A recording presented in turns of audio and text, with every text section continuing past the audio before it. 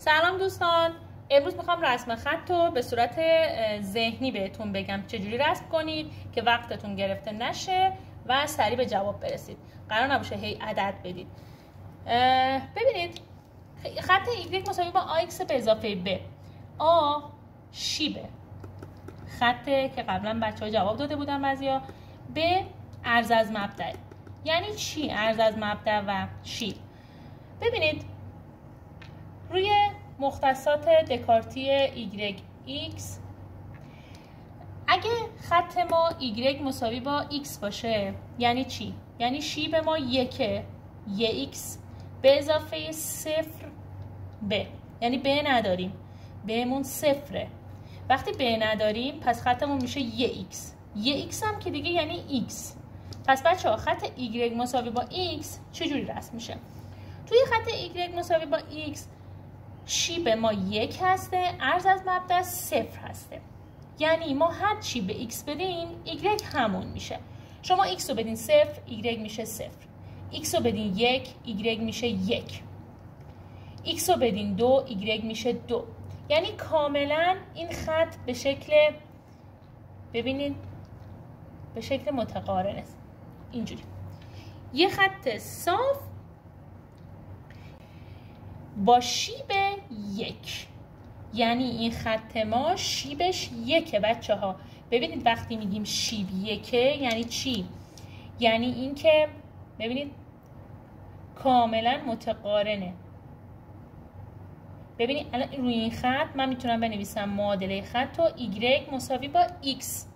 پس دیگه خط Y مساوی با X زمینه ذهنتون باشه. توی هر معادله خط Y مساوی با X به دردمون میخوره.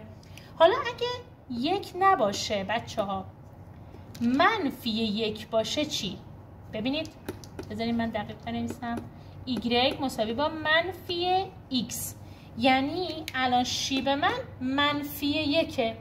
منفی یک که باشه یعنی هرچی X بدم Y برعکسش در میاد. اگه X رو بدم یک، Y میشه منفی یک. X رو بدم دو، Y میشه منفی دو. ببینید X رو بدم یک، Y میشه منفی یک. X رو بدم دو، Y میشه منفی دو. نقطه ها دقیقاً توی قرینه اون خط Y مساوی با X قرار میگیرن. X رو بدم منفی یک، Y میشه مثبت یک. ببینید منفی یک مثبت یک. و X رو بدم منفی دو، Y میشه مثبت دو. ببینید اینجا قرار میگیره منفی دو میشه مثبت دو. پس خط من کاملا با اون خط به صورت قرینه در میاد. این خط میشه خط Y مساوی منفی X. حالا خط Y مساوی با X و خط Y مساوی منفی X رو دارید بچه ها. ببینید من میخوام دیگه عدد دهی نکنم، یعنی به صورت ذهنی رسمش کنم، کاملا ذهنی. از الان هر وقت به شما گفتن خط Y مساوی با X میشه این، خط Y مساوی منفی X میشه این، کاملا هم به صورت قرینه و یکسان. حالا رسم کردن خطای پیچیده تر راحت میشه واسمون. مثلا خط Y مساوی با X به اضافه یک. خب الان خط Y مساوی با X به اضافه یک رو چجوری رسم کنم بدون اینکه عدد بدم؟ این خط Y مساوی با X درسته؟ وقتی میگه به اضافه یک یعنی کاملا یه واحد Y رو ببرید به سمت بالا. ببینید این خط Y مساوی با یک من هست، مساوی با X من هست. خط Y مساوی با X کامل یه واحد میبرمش بالا. ببینید یه واحد میبرمش بالا، موازی، کاملا موازی با اون خطمه. ببینید پس الان این خط من میشه Y مساوی با X به اضافه یک، یعنی کاملا یه واحد رفت بالا. بچه ها اینجا یه واحد میره بالا. روی اینم اگه بخوایم ببینیم کجا قرار میگیره باید اینجا ببینم. مثلا اگه منفی یک بدم میشه صفر، Y میشه صفر. پس X رو بدم منفی یک، این منفی یک ایگرگ میشه 0. پس از اینجا هم رد میشه. ببینید این خط منه.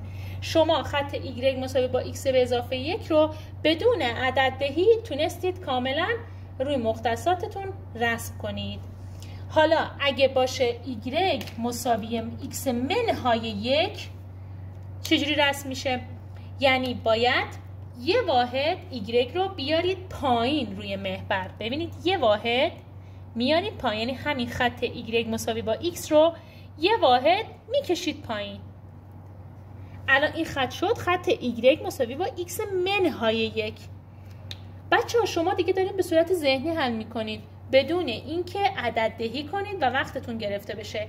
حالا هرچه این خط بزرگتر باشه، عددهای بیشتری داشته باشه، شیبتون چیزای دیگه باشه، رسمش فوق‌العاده راحته. حالا میتونید حتی خطی که ایگرگ مساوی با منهای x هست رو هم به همین شکل رسم کنید. ببینید بچه‌ها خط ایگرگ مساوی با منهای x منفی x بهتون گفتم اینوریه، از این طرف کشیده میشه، اونم اگه بره بالا و بیاد پایین بازم میتونه به همین شکل رسم بشه. فقط دقت کنید این خطای ما شیبای یکسان دارن، شیب همشون هم 1 بود. ببینید ایگرگ مساوی با x، ایگرگ مساوی با x به اضافه 1، ایگرگ مساوی با x منهای 1، شیب همه، ببینید شیب همه ایگرگ مساوی با x به اضافه 1 و ایگرگ مساوی با x به اضافه 1 و ایگرگ مساوی با x منهای 1. هر سه شیب خط که ضریب x هست عدد 1 هستش. پس ما چون شیب یکسان داریم خطوط کاملا موازی داریم. اگه باشه ایگرگ مساوی با منهای x در جلسه بعد براتون توضیح میدم که منهای x رو چجوری میتونیم رسم کنیم اونم موازی. حالا اگه ایگرگ مساوی با x به اضافه 5 هم باشه شما 5 واحد روی محور ایگرگ ها میرید بالا. اگه ایگرگ مساوی با x منهای 5 هم باشه شما 5 تا میاین رو محور ایگرگ ها به سمت پایین رو منهای 5 قرار میدین. یعنی شما خطتون رو روی محور بالا و پایین میکنید بدون عدد دهی. به همین سادگی میتونید جوابای تستی رو در بیارید. خط ایگرگ مساوی با منهای x رو هم جلسه بعد براتون توضیح میدم توی کلیپ بعد که اونم خیلی راحت رسمش. عرض از مبدا هم در موردش بیشتر توضیح میدم. اینجا فقط شیب رو یاد بگیرید. شیب ما توی این خطوط همه عدد 1 هستش. شیب یکسان دارن خطوطمون و موازیان. مرسی از شما که کلیپ رو دیدید تا آخر. لایک کنید و سابسکرایب. ممنونم. کامنت هم بذارید بچه‌ها.